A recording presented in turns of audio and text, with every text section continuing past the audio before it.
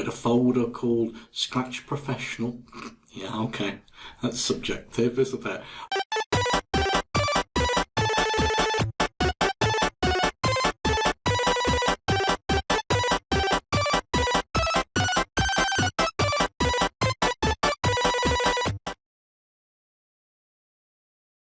Now, most of the time in these videos, I'm going to set you a task to do and then there's a solution video.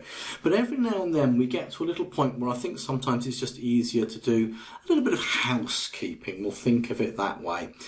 Just so that there are certain things that we just need to clear up and you can just do them and watch and repeat. I'm not going to do this a lot, but there are a couple of things that I want to deal with. If you haven't watched this solution video and you've made a wonderful shark that moves around no problem, then that's great. But you'll notice that you have an awful lot of code here in the middle. So a little bit of housekeeping is that what I tend to do is, because these things about the keys, you can actually sort of drop them on top of each other. And that way it generates a little bit, well, a lot more white space. Now I can clearly see, if I just click on this one for a moment, that there are, just I'll stop it actually. There are 4 blocks of code here. I can see, you can, well, we can all see there are 4 blocks of code there, so we're happy with that. The other bit of housekeeping I want you to do is the following. It would be an awful shame now if someone turned your computer off, sat next to you, or you just got up and you walked off and you didn't save your work. So if you're using the desktop version of Scratch like I am here, then you're going to need to save your work. If you're logged in on the web and you're using the website version, which is identical to this, then you don't need to do this. But if you are on the desktop version, please click on File and Save to your computer.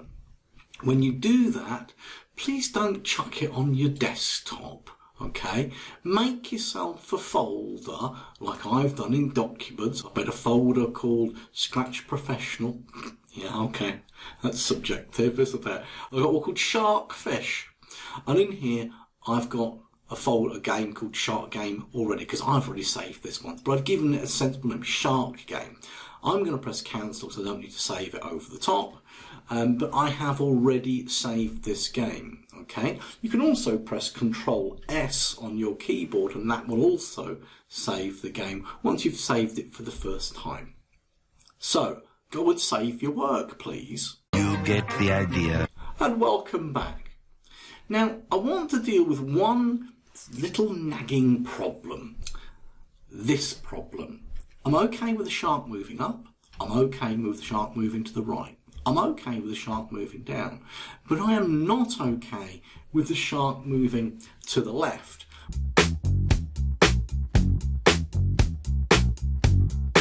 What I really want to happen if the shark moves to the left is that I want to change the direction of the shark.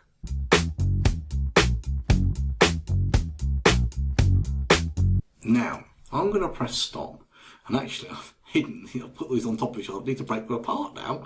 So I'm going to need the old left arrow and I'm going to need the right arrow. I'll put them down here and we'll put these back up here. Okay, I'll tidy them up in a minute. So the thing is this, when the left arrow is pressed, I want to change the direction. And in motion, fun enough, just here, we've got the one that says point in direction, and I'm going to grab that and I'm going to put that there, and you're thinking it says 90. What does that mean? Well, if I click in the box, it basically comes up with a, well, I think it's a clock face, but it's more like a compass or a protractor. For example, here, if you know your bearings, that's 0. To go right, or point in direction going right, is 90. To point going down is 180. And to point to the left is minus 90. I think 270 would work as well, to be honest with you. But Scratch tends to work with all the way up to 180 and all the way down to minus 180. Well, actually minus 179, I think it is technically. But what I want to do is I want the shark to point to the left, and this isn't going to work quite correctly. I'm clicking away now. I'm happy going right, I'm happy going up, I'm happy going down. Now it goes left and it does point in direction, but it goes upside down like a drunk shark. So why does it rotate like that? And the answer is down here on the direction. And you'll notice here I've got all around, left, right, and do not rotate. Okay, so if I press do not rotate, it won't actually point it in direction. But if I choose left, right, it now does in fact point that way, and he's up the right way. So I'm happy with that. That's excellent news.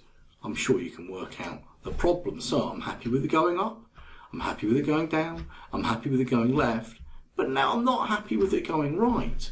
And we have the same problem that we need a point in direction. And this time I want 90 because 90 is to the right. But you can work out the issue if I stop it and press play. If I go up, down, left and right. Oh, I was expecting to have to go and click on direction and do the left-right thing again. Obviously I only have to do it the once.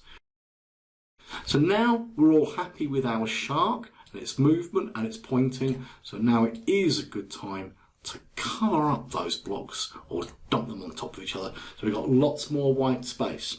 So this isn't a task video. Well, it is a task and you've got to go and do this, but there isn't going to be a solution video because there's nothing to explain. Just make sure that your shark can move up, down, left, right. It's always pointing in a sensible direction.